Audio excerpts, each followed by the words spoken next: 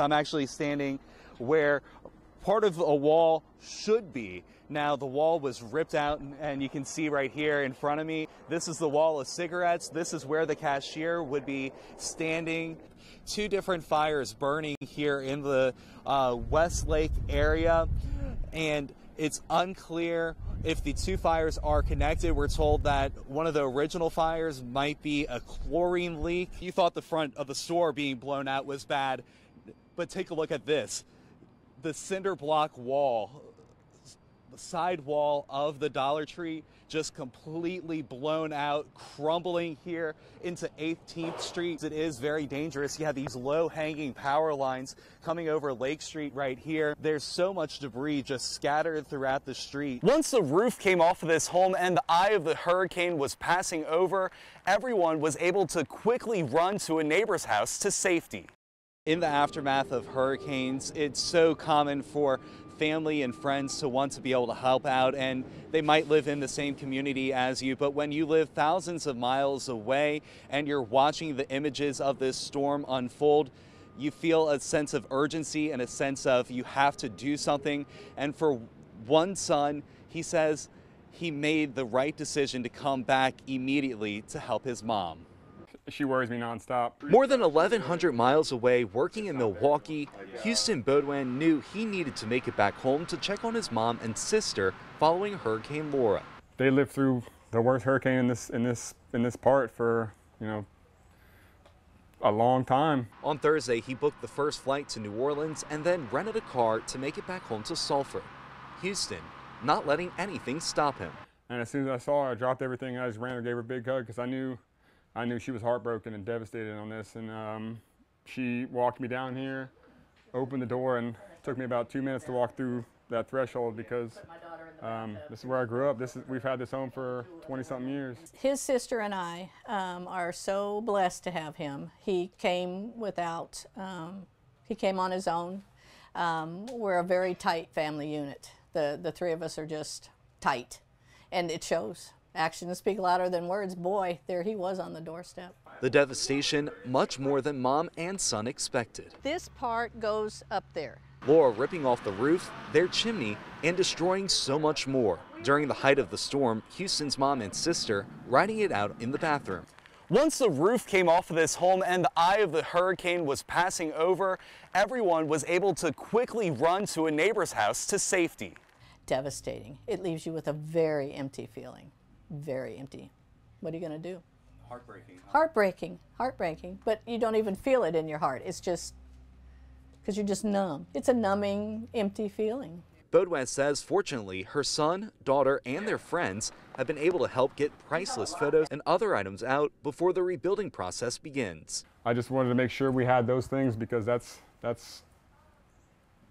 how I'm going to remember. That's what I'm going to pass down to my kids. The recovery process is really just getting started. Houston, he's one of my friends from UL, and whenever I was heading into Sulphur, he asked me, hey, can you bring us some Gatorade, bottled water, first aid supplies? He says that there's just nothing open in this area, and that's the story for miles. And this community, they're really going to need help and the help of neighbors to continue surviving.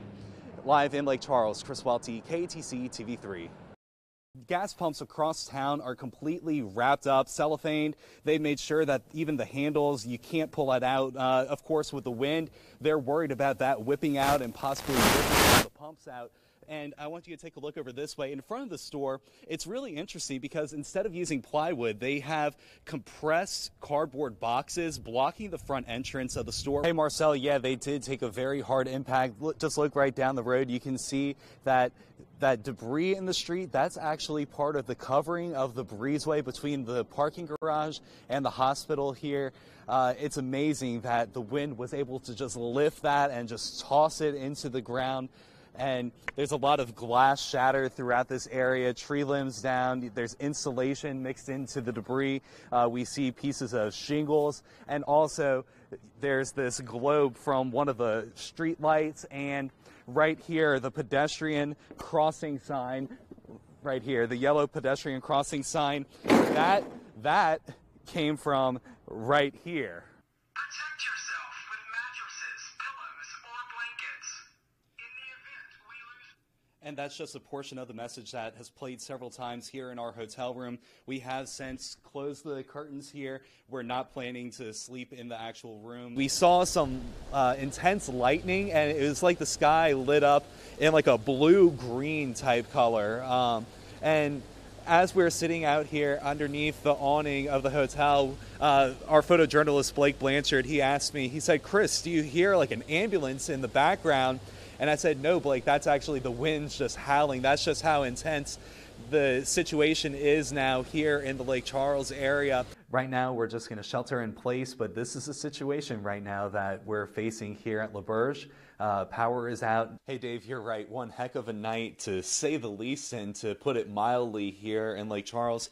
But I want you to take a look. We're on the third floor of our hotel. We're staying at the L'Auberge here in Lake Charles, and this is the first look at some of the damage that we're seeing. You can see a lot of debris right there in the lazy river. Last night we were hearing a lot of debris hit the windows here at our hotel room, and you can see that part of the siding was starting to rip off. This is the La Quinta Inn and Suites. We're not too far from our hotel, and you can see, I mean, just completely devastated. The roof ripped off in multiple spots. Part of the awning has collapsed onto some of the cars over there. This is actually part of the roof of the hotel.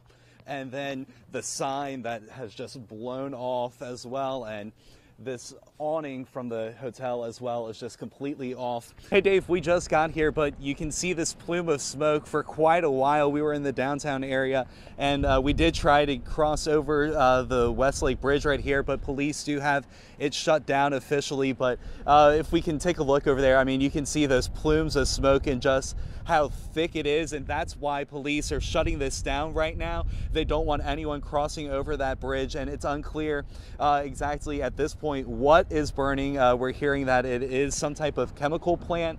We're not 100% sure what type of chemicals, though, are burning at this point. But as we were driving to this location, we did get an emergency alert on our phones, and I'm going to try and pull it up for you. That way I can just read it off to what it said. But it said, plant fire, Moss Bluff, residents shelter in place, close doors, windows, turn off AC, and follow media. And we also got a similar alert for residents in the Westlake area. And also, if we can zoom in, you'll be able to see it looks like some type of casino riverboat that broke loose as well and is stuck underneath the bridge.